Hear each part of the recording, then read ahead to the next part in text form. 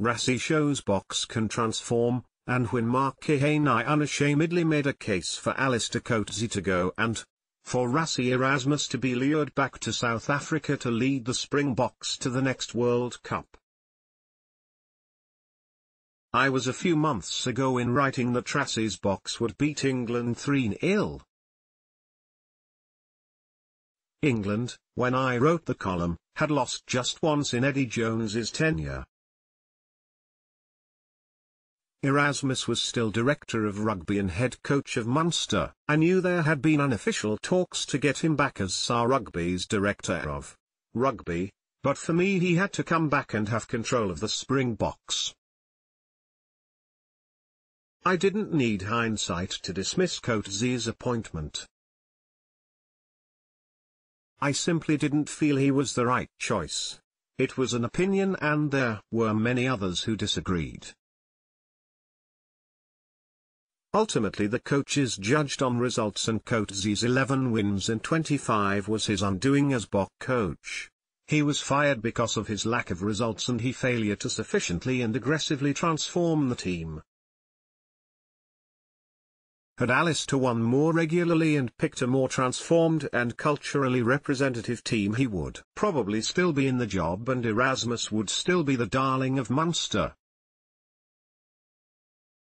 Fortunately, the man who played 39 tests for the Springboks is wearing South African green, and in a short space of time he is adding golden touches to what was a pale yellow for much of 2016 and 2017. Erasmus, in 10 days, did more to change the course of Springbok rugby history than any coach has done since unification in 1992. Erasmus picked a test captain because he believed in the player's ability to lead and in his worth as a player. Allister Coetzee, the player, was in better Super Rugby form in 2017 than when he was picked to captain South Africa against England.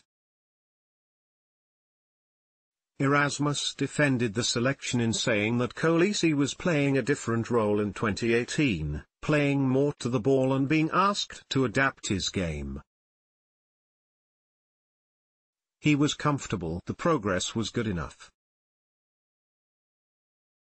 Erasmus also reminded the naysayers that Coetzee was playing for a Super Rugby team whose players' confidence, form and results were also not great. He was also comfortable that in the Boks environment Coetzee, like other Stormers selections, would prosper. Erasmus was emphatic that he had the players, in South Africa, to beat England. He was emphatic that it would also need a sprinkling of older hands from overseas. He identified 10 foreign-based players as part of an extended group. He said the reality was the number would be closer to 5 than 10.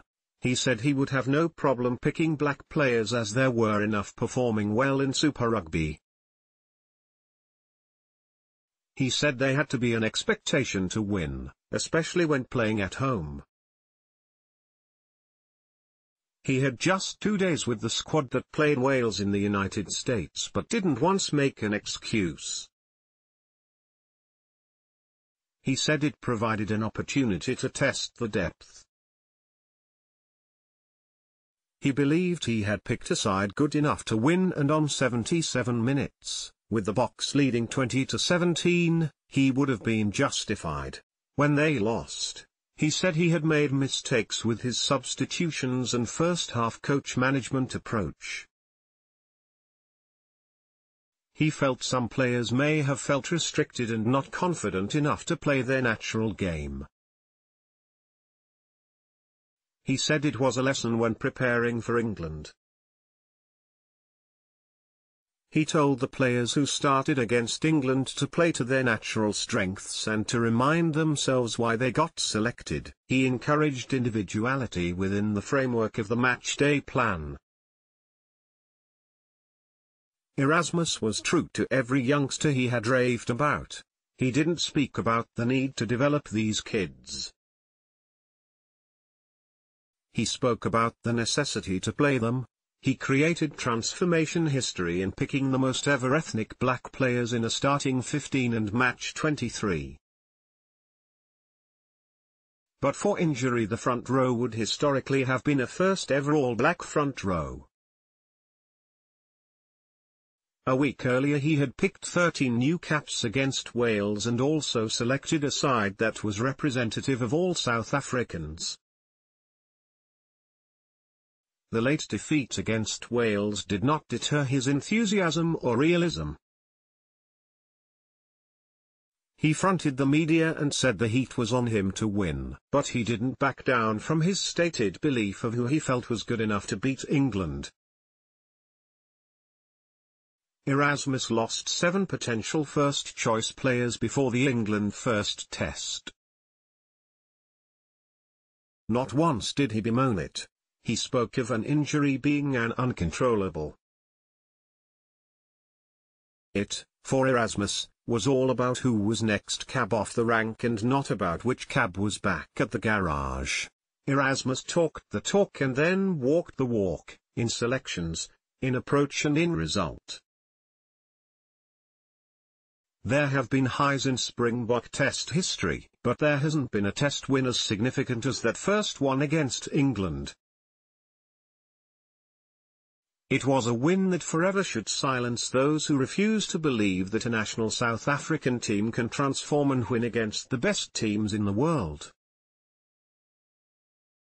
I absolutely loved the tweet from respected South African rugby writer, who said that after 18 years of writing about the Springboks, he finally felt he belonged and that the team belonged.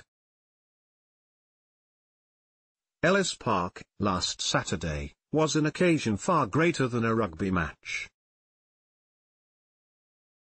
There will be days more testing and less rewarding than last Saturday, but at Ellis Park, against England, I saw the future of Springbok rugby and it rocked. Sport 24 encourages freedom of speech and the expression of diverse views. The views of columnists published on Sport 24 are therefore their own and do not necessarily represent the views of Sport 24.